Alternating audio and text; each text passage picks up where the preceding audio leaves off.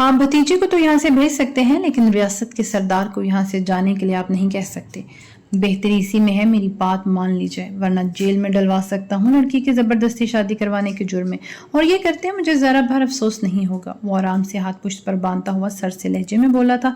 सब ने परेशानी से इसे देखा कि आखिर वो चाहता क्या था, क्यों बनी बनाई बात बिगाड़ने पर तुला हुआ था। सहीर ने तंजिया नजरों से भाई को देखा। तैमूर ने नजरों ही नजरों में से तसल्ली दी थी। गजान, तुम थक गए होगे, जाओ रूम में जाकर आराम करो। तैमूर खानम की गुस्सीली आवाज पर वो इनकी तरफ मुड़ा। महरीना सर झुकाए साकित बैठी थी, जैसे वो वहां हो ही ना। इसका दिल उचाट हो गया था इन रिश्तों से जो सिर्फ दुनिया के लिए जीते थे। अपनों की तकलीफ उन्हें नजर ही नहीं आती थी, और अगर आती भी थी तो वो आसानी से नजरअंदाज कर देते। कैसे रिश्ते थे ये? क्या ये सिर्फ नाम के ही रिश्ते थे, बनावटी? डैड प्लीज आप बीच में मत बोलें तो बेहतर होगा। ये मत भूलें कि अब सबका लिहाज कर रहा हूँ, वरना सरदार से ऊंचे लहजे में बात करने वाले की क्या सजा होती है आप अच्छे से जानते हैं। मेरी नरमी का नाजायज फायदा मत उठाएं आप सब। इसके सख्त और तुर्श लहजे पर तीनों भाइयों ने इसे परेशानी से देखा था। ठीक है, नहीं करते इसकी शादी किसी ऐसे वैसे मर्द से, और अगर तुम अभी कमारा ले आओ तो मैं ये रिश्ता तोड़ दूंगा। सहीर खानम ने इसके सामने आते हुए तन से बोले कि वो जानते थे कि कोई कमारा लड़का इसे नहीं मिलेगा, और इतनी जल्दी तो हरगिज नहीं। गजान ने ठटक कर उन्हें देखा। तैमूर ने भी कोट की जेब में हाथ डाला कि आप बाया ऊंट पहाड़ के नीचे। वो इन भाइयों को कुछ देर संजीदगी से देखता रहा। ओके, तो फिर डन हुआ। आप लोग मुझे 1-2 दिन का वक़्त दें। वो कंधे चकाता संजीदगी से बोला। नहीं सरदार, अभी इसी वक्त होगा निकाह। क्या कहते हो फिर? सहीर खानम फुल मूड में और मैदान में उतर चुके थे। जानते जो थे कि बात नामुमकिन सी है, लेकिन इतनी जल्दी कैसे अरेंज हो सकता है? आप लोग कम से कम कुछ दिन का वक्त तो दें मुझे। वो काफी गुस्से से बोला। निकाह अभी होगा, वरना फिर कभी नहीं होगा। तैमूर खानम भी संजीदगी से बोले तो वो होंठ बेंजे उन्हें देखता रहा। 1 घंटे का वक्त दे मुझे। वो इस बर्खास्त से रोब से बोला। दिया 1 घंटे का वक्त, लेकिन लड़का कमारा हो, पढ़ा लिखा हो, अच्छे और अमीर खानदान से हो। सहीर खानम की शर्त सुनकर इसकी कशादा पेशानी पर काफी बल नमूदार हुए थे। जाओ बेटा, रिश्ता ढूंढो, तुम्हारे वक्त में 2 मिनट तो बीत भी चुके हैं। हशाम ने भी इस बार गुफ्तगू में हिस्सा लिया तो वो लब भेंचे वहां से तेजी से निकला था। पीछे गार्ड्स की फौज भी लपकी थी। महरीना तन से मुस्कुरा दी। सरदार भी भोले हैं, भला इनकी रियासत में एक बेवा को अच्छा और कमारा लड़का कैसे मिल सकता था? शबीर जगीरदार ने गुस्से भरी नजरों से सहीर को देखा, जिन्होंने इसे रिलैक्स रहने का कहा और इसके पास आए। डोंट वरी, सरदार को कहीं से रिश्ता नहीं मिलेगा। मेरी बेटी का निकाह सिर्फ तुमसे ही होगा। उन्होंने इसका कंधा थपकते हुए से तसल्ली दी, जबकि महरीना ने गुस्से से अपने बाप को देखा था। हीर ने सुर्ख आंखों से अपने बालों को देखा। इसके बाल कमर से नीचे तक जाते थे। कितनी मेहनत से इसकी चच्ची जान ने तेल लगा लगा कर इसके बाल बढ़ाए थे, और एक झटके से इसके बाल कैसे इतने छोटे हो गए। उफ, मैं क्या करूंगी, कैसे रहूंगी अपने बालों के बगैर। वो बेड पर बैठती, दोनों हाथों में मुंह छुपाती रोने लगी थी। इसकी मासूमियत का लोग ऐसे ही तो फायदा उठाते थे। आप भी ऐसे रोने से क्या होगा, जो होना था वो हो गया, अब बस कर दे रोना, फिर से बढ़ जाएंगे बाल। ख़याम ने हीर को सुबह से रोते देखकर अब परेशानी से टोका था। ख़याम चची अम्मी की निशानी थे मेरे बाल, उन्होंने कितनी मेहनत की थी मेरे बालों पर, पता नहीं कैसे इतनी जल्दी मेरे बाल काट दिए उन्होंने, और मुझे पता भी नहीं चला। वो भराए हुए लहजे में बोली। चुप, बस अब आपने नहीं रोना, जो होना था वो हो गया, अब रोने का क्या फ़ायदा। इसने हीर का सर थपकते हुए तसल्ली दी तो आंखों में आई नमी पीते हुए सर झुका गई। तभी वो चूंकी थी जानी पहचानी खुशबू की दिल फरेब महक पर। तभी दरवाज़ा खुला था और वजलत से अंदर आया था। वो दोनों इससे देखते बेड से खड़े हुए थे। हीर की आंखें जलथल हुई थी अपने मसीहा को सामने देखकर। वो जल्दी से चादर सर पर ओढ़ गई। उन्हें अपने छोटे छोटे बाल नहीं दिखाना चाहती थी। हीर, कैसी हो? वो इतनी परेशानी में भी इसकी खैरियत पूछना नहीं भूला था। वो सर हिला गई, बोली नहीं कि गला बैठ चुका था रो रो कर। गुड, ख़याम बाहर आओ, तुमसे कुछ ज़रूरी बात करनी है।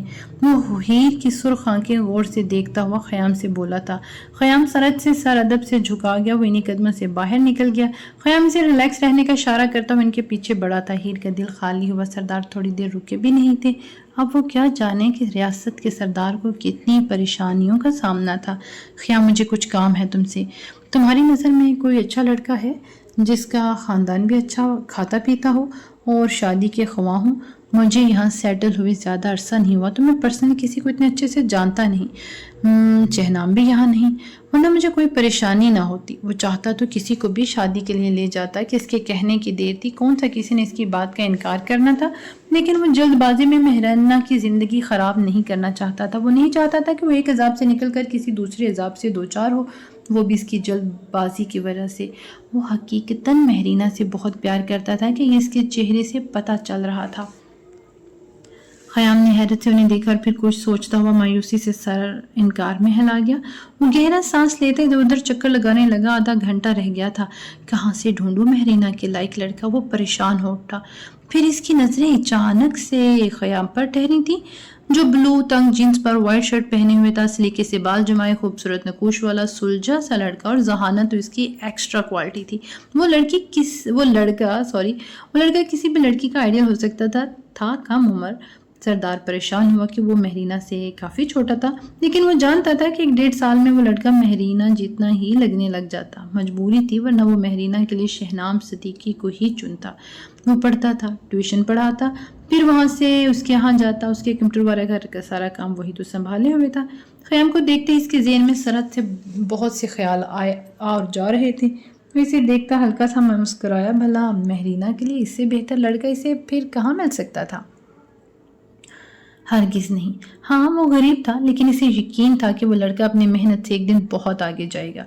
फिर कुछ सोचता हुआ बाहर की तरफ लपका। ख़याम को अपने पीछे आने का इशारा भी कर गया था। ख़याम इनकी नज़रों से परेशान होता इनके पीछे जल्दी से दौड़ा था। निकाह शुरू किया जाए मौलवी जी। सहीर खानम की आवाज़ पर महरीना ने लब काट कर खुद पर जबर किया। बेटा, क्या आपको ये निकाह कबूल है? मौलवी ने परेशानी से तीसरी बार साकित बैठी दुल्हन को मुखातब किया था, तो नशीन ने बेटी को फिक्रमंदी से देखा। लड़कियां खामोशी से सर झुकाए कोने में खड़ी थी। महरीना! सहीर खानम की तनबीही आवाज़ पर वो एक झटके से खड़ी हुई थी। सबने परेशानी से इसे देखा, जिसके चेहरे पर वही ज़िद्दी तासुरात भर आए थे जो इसकी शख्सियत का खासा थे।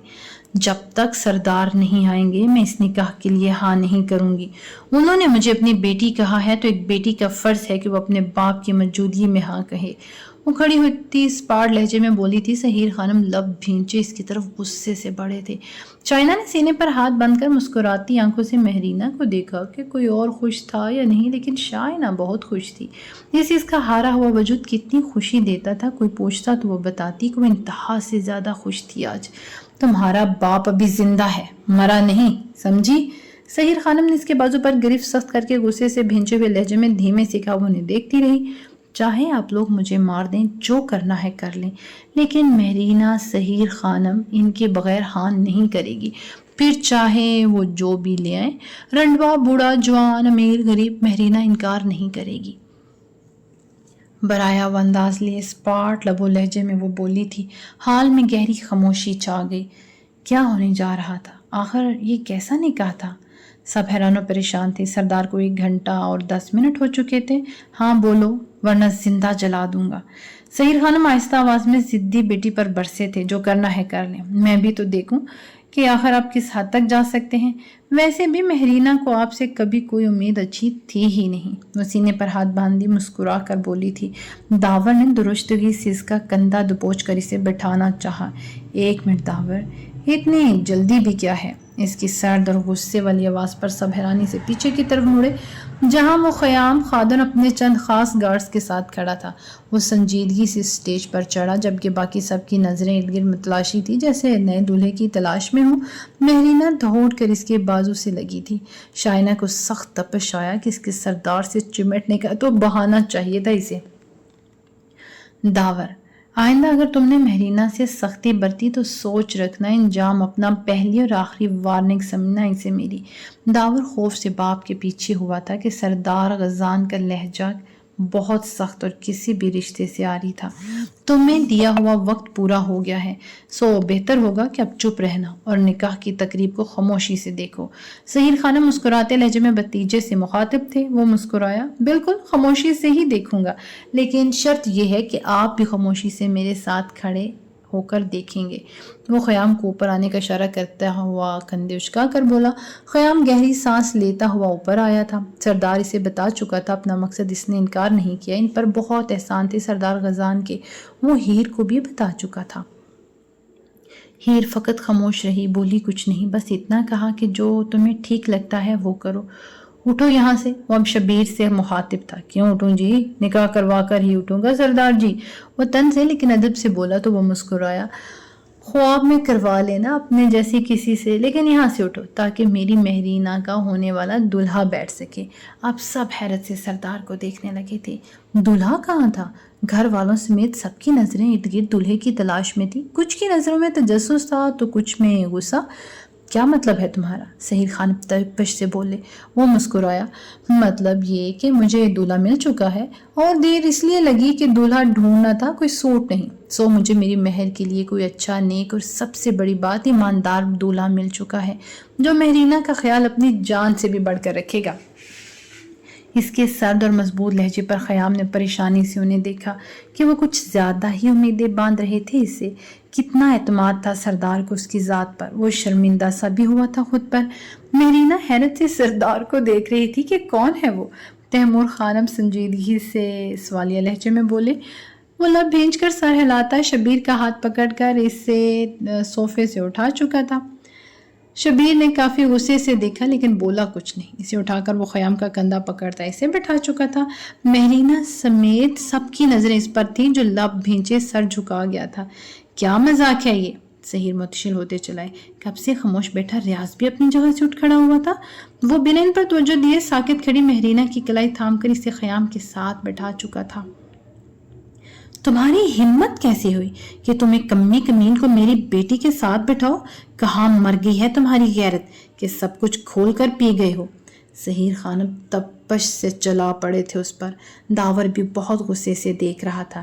اس کا بس نہیں چل رہا تھا ورنہ ابھی گولی سے اس کا بھیجا اڑا دیتا۔ تیمور نے آنکھیں میچی کہ اس نے حقیقتاً انہیں بہت پریشان کر رکھا تھا۔ چاچو وہ کوئی کم ذات نہیں، ہاں غریب ضرور ہے، لیکن ایک دن وہ اپنے بل بوتے پر بہت آگے جائے گا۔ بہت لڑکے دیکھے ہیں لیکن مجھے مہرینہ کے لیے کوئی سوٹیبل نہیں لگا سوائے خیام کے۔ وہ بہت اچھا لڑکا ہے اور مہرینہ کو خوش بھی رکھے گا۔ خوشیاں پیسوں سے نہیں سکون سے ملتی ہیں۔ وہ دونوں ہاتھ پاکٹ میں گھسائے بہت سنجیدگی سے بولا تھا۔ یہ لاجک کسی اور کو سناؤ، مجھے نہیں۔ میں مہرینہ کی شادی کسی کم حیثیت لڑکے سے تو ہرگز نہیں کروں گا۔ میری بیٹی ہے، وہ اسے کسی امیر کھاتے پیتے گھر میں بھیجنا چاہتا ہوں، اور تم ایک نوکر کو میری بیٹی کے مقابل لے آئے ہو؟ سردار جی آپ کی لاجک کو تو سلام ہے۔ بھائی صاحب دیکھ رہے ہیں اپنے سردار بیٹے کو، اس لیے کہتا تھا مت بھیجو اسے پرائے ملک۔ وہ چلا کر بولتے آخر میں خاموش کھڑے بھائی کی طرف مڑے تھے۔ غزان اور کتنا شرمندہ کرواؤ گے مجھے میرے بھائیوں کے سامنے؟ وہ تیکھے لہجے میں بیٹے سے مخاطب تھے۔ وہ مسکرایا۔ ڈیڈ ایسا کیا کر دیا ہے میں نے جو اب سب لوگ اتنا ہائپر ہو رہے ہیں؟ مولوی صاحب آپ تو نکاح شروع کریں۔ وہ لاپرواہی سے کہتا آخر میں مولوی سے مخاطب ہوا جو حیرانی سے محل کے لوگوں کو دیکھ رہا تھا۔ مولوی جی سر ہلاتے رجسٹر کھولنے لگے اور کچھ لکھنے لگے۔ مہرینہ نے ہونٹ بھیج کر سردار کو دیکھا جو اسے ہی دیکھ رہا تھا۔ میرے لیے؟ وہ آہستگی سے بڑبڑایا تھا تو مہرینہ سر جھکا گئی۔ اسے ان لوگوں سے مہرینہ کو بچانا تھا۔ ان لوگوں کو کیا بھروسہ کہ اس کے منظر سے ہٹتے ہی اگر انہوں نے اس کا نکاح شبیر سے پڑھوا دیا تو وہ رسک نہیں لینا چاہتا تھا، اس لیے سب کچھ آنن فانن کر رہا تھا۔ تم خود اس نوکرانی سے نکاح کر بیٹھے ہو اور اب اس گھر کی لڑکی کی شادی بھی ملازم سے کرنا چاہتے ہو، لیکن ہم ایسا ہرگز نہیں ہونے دیں گے۔ خیام نے سر نظروں سے ریاض کو دیکھا۔ اس کی بہن کو نوکرانی بولنا اسے اچھا نہیں لگا تھا، لیکن موقع کی نزاکت کو وہ سمجھتا ہوا چپ رہا۔ سردار تیکھی نظروں سے انہیں دیکھتا ان کے قریب آیا۔ میری بیوی کو نوکرانی بولنے پر میں آپ کو سزا بھی دے سکتا ہوں، so next time be careful. ہر بار میں آپ کا لحاظ نہیں کروں گا، سمجھے؟ آپ اس لیے اب چپ ہی رہیے گا، اسی میں بہتری ہے آپ کی۔ وہ ان کے قریب آتا خاصے غصے سے بولا تھا۔ شائنہ نے زخمی نظروں سے اسے دیکھا۔ اسے ذرا اچھا نہیں لگا تھا سردار کا ہیر کی سائیڈ لینا۔ اسے تم ایسی جگہ بھیجنے کی تیاری کر رہی ہو نا؟ ہاں آپ تو اس کی خاک بھی نہیں پا سکو گے سردار جی۔ وہ بہت زہریلے لہجے میں بڑبڑائی تھی۔ ریاض خانم غصے سے مٹھیاں بھینچ کر رہ گئے۔ مولوی صاحب ڈر رہے تھے، وہ نکاح کے الفاظ بھی نہیں بول پا رہے تھے، لیکن ریاست کے سردار کا حکم وہ ٹال بھی نہیں سکتے تھے۔ نکاح شروع کریں مولوی جی، کتنی بار آپ سے کہنا پڑے گا؟ وہ اس بار درست لہجے میں بولا تھا۔ تبھی سحیر خانم نے پسٹل نکال کر اس پر تانی اپنے شوق سا سحیر کو دیکھا تھا جو پسٹل کا رخ اس کے سر کی طرف کیے ہوئے تھے اور آنکھوں میں قہر اور غضب تھا۔ وہ مسکرایا۔ چاچو इस खिलौने से गजान तैमूर अगर डरता तो सरदार की पगड़ी सर पर सजाए न फिर रहा होता। इस खिलौने से किसी और को डराएं, मुझे नहीं। मौलवी जी प्लीज। अब इसकी तोपों का रुख फिर मौलवी की तरफ मुड़ा था। इसके गार्ड्स भी सरहद से अपनी पिस्टल का रुख सहीर खानम की तरफ कर गए थे, जिस पर इसने उन्हें पिस्टल नीचे करने का इशारा किया था। मौलवी जी हड़बड़ाते हुए निकाह के कलमात दोहराने लगे थे। मौलवी को दिल चाहे तो निकाह आगे पीछे गड़बड़ हो गया हो। महरीना अगर निकाह के लिए हाँ बोला तो तुम्हें अपनी बेटी के रुतबे से फारिग कर दूंगा। इनके करख्त लहजे पर महरीना का दिल उछल कर रह गया। नौशीन और मदीहा ने होल कर उन्हें देखा, जबकि सरदार ने तन से कहा, महरीना हाँ बोलो। उन्हें देखता सर लहजे में बोला था, 1 मिनट, ये निकाह एक सूरत में ही होगा। तैमूर साहब भी मैदान में आए थे। सहीर, रियाज, हशाम और सरदार ने उन्हें सरहद से देखा। भाई साहब, सहीर साहब चिल्लाए। 1 मिनट सहीर, मेरी बात सुन लो पहले। वो सहीर को हाथ से इशारा करते हुए अपने बेटे के मुकाबले लाए। ये निकाह तभी होगा जब सरदार इस लड़की को तलाक दे, तभी ये निकाह होगा, और अदरवाइज कोई चांस नहीं बेटे। तैमूर साहब ने मुस्कुराते लहजे में बेटे को देखते हुए कहा कि वो जानते थे कि वो ऐसा नहीं करेगा और नया ही ख़याम ऐसा चाहेगा। भला एक भाई अपनी बहन को तलाक दिलवा कर खुद कैसे इसी घर में शादी कर सकता था? ये नामुमकिन था। हीर का दिल परेशान सा था। वो कुछ सोचती हुई बड़ी सी चादर अपने इर्द गिर्द अच्छे से ओढ़ती हुई बाहर निकल आई। रिक्शा रुकवा, चलो जी। रिक्शा रुकवा कर इसमें बैठती वो महल की तरफ रवाना थी। चेहरे को नकाब से कवर कर रखा था। दिल परेशान सा था, पता नहीं क्यों। नामुमकिन। सरदार मुस्कुराया था, जबकि ख़याम अपनी जगह से बेसाख्ता खड़ा हुआ था। महरीना की नज़रें अपने हाथों की लकीरों पर थी। दिल खाली था, इसमें कोई जज्बा ही नहीं था। डैड प्लीज़ बच्चों जैसी बातें मत करें, होने देने का, फिर तफसील से बात होगी आपसे। वह तमस्खराना लबो लहजे में बोला था तो ख़याम लब भींचे खड़ा था, लेकिन सरदार के इशारा करने पर वो दोबारा ना चाहते हुए भी बैठ गया। वाट रबिश, अब तुम अपने बाप से ऐसे लहजे में बात करोगे? वो फुनकारे थे। आखिर ये क्यों हमेशा ही इनके उलट करता था? डैड, अगर आपने निकाह नहीं होने दिया तो आई स्वेयर मैं पहली फ्लाइट से मिस्र चला जाऊंगा, कभी ना आने के लिए। और आप जानते हैं सरदार गजान बात का कितना पक्का है। वो अजीब से सर्द लहजे में बोला था, जबकि तैमूर, सहीर, हशाम हैरत से इसे देखने लगे थे। तभी मौलवी साहब निकाह के 2 कलमात फिर से दोहराने लगे थे। महरीना का दिल ज़रा भी इस निकाह के लिए रजामंद नहीं था, लेकिन इसके सिवा कोई कहाँ रास्ता दिखाई दे रहा था। इसे आज़ादी के लिए इस निकाह पर साइन करने थे, वरना इसका बाप इसे वहाँ फेंकता जहाँ से इसे खुद को अपना दिखता। वो कबूल है कहती ख़याम को खुद को देखने पर मजबूर कर गई थी। ख़याम ने भी गहरी सांस लेते हुए निकाह के लिए हामी भर ही ली। इसके पास भी कोई और चारा ही नहीं था। इस निकाह को करने के अलावा वो लब भींचे साइन करने लगा, जब सहीर खानम मुठियां भींचे वहां से निकले थे। पीछे पीछे तैमूर, दावर और रियाज भी लपके थे। बस ख़याम और बाकी सब वहां खड़े रह गए थे। सरदार का एहतराम लाजम था रियासत के हर फर्द पर, लेकिन इनके घर वाले शायद इनके मुकाम की कदर नहीं करना जानते थे। कुछ वो अपने रिश्तों को लेकर एहसास भी तो बहुत था। वो चाहता तो सबको इससे उलझने की सज़ा दे डालता, लेकिन वही बात, वो अपनों से जुड़े हर रिश्ते से बेपनाह मोहब्बत करता था। वो ये भी जानता था कि इस घर में कौन इसका सका है और कौन नहीं, लेकिन वो फिर भी उन्हें दिल में रखता था कि वो गजान तैमूर था, जिसकी तरबियत इसके बाप ने नहीं, इसकी माँ ने की थी।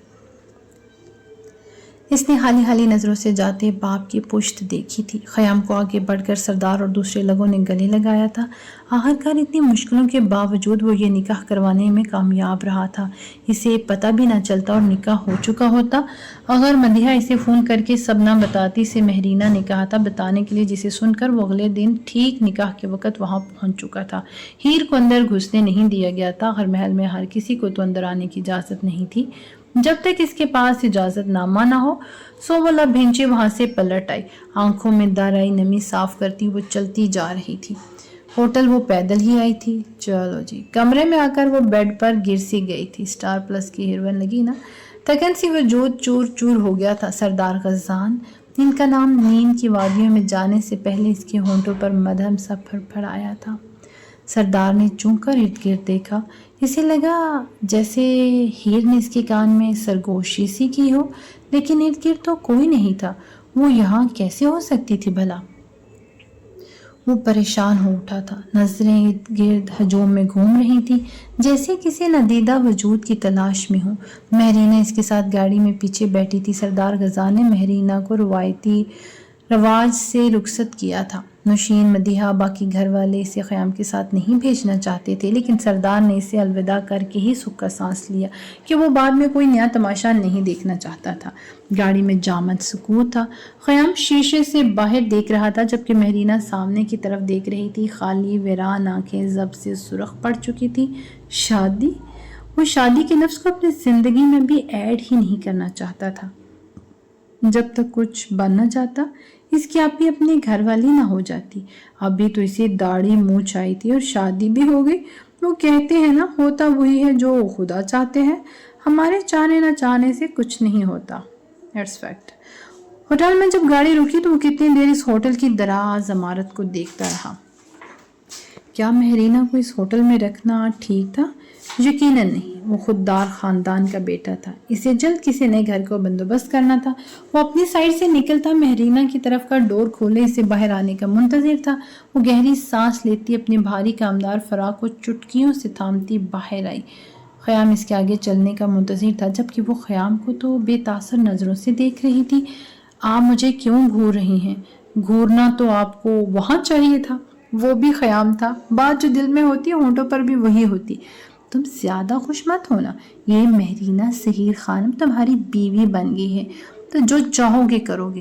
میں کہاں اور تم کہاں، اپنی اوقات کبھی مت بھولنا۔ وہ شاید اتنے دنوں کا غصہ خیام پر اتارنا چاہ رہی تھی۔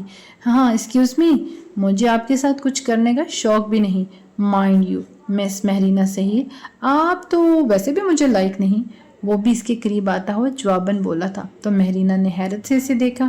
میں تو آپ کے ساتھ روم بھی شیئر نہیں کرنا چاہتا تھا، لیکن سردار کا حکم ہے جو میں مرتے دم تک ٹال نہیں سکتا۔ وہ غصے کا کافی تیز لگتا تھا۔ مہرینہ نے دانت پیسے پھر ایک جھٹکے سے اینٹرس کی طرف بڑھی تھی۔ وہ کچھ دیر اس کی پشت دیکھتا رہا پھر اس کے پیچھے بڑھا تھا۔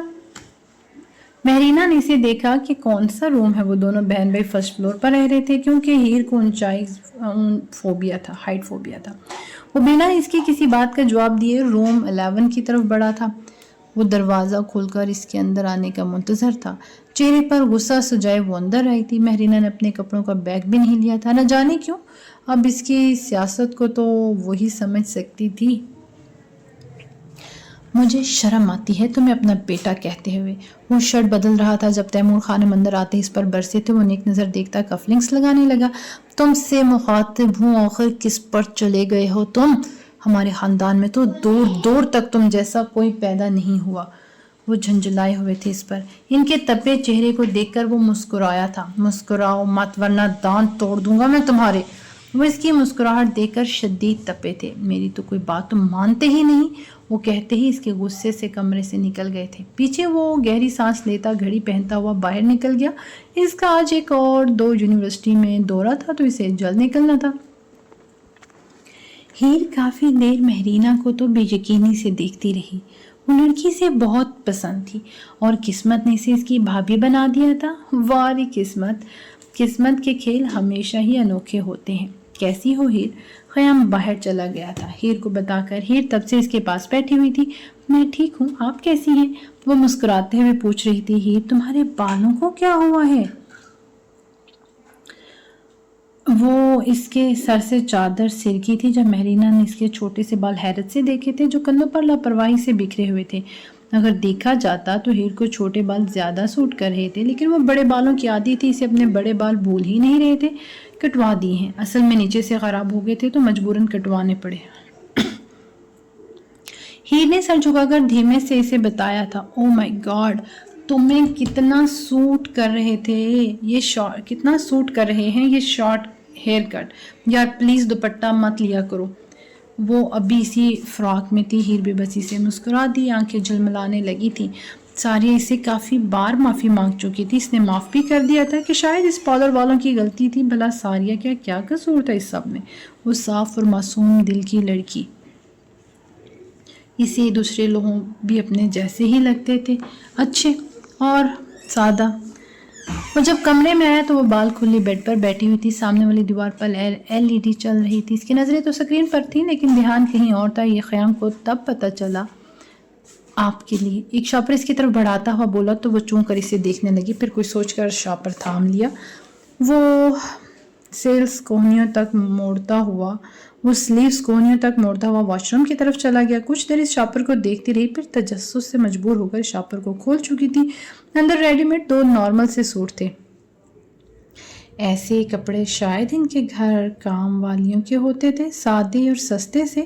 ایسے کپڑے پہننے کی تو وہ عادی نہیں تھی، لیکن اب وہ شاید اسے انہی کپڑوں سے خود کو ڈھانپنا تھا. لیکن کب تک، اس کا اندازہ نہیں تھا اسے. میں ایسے کپڑے نہیں پہنتی. اس کے باہر آنے پر وہ غصے سے بولی تھی.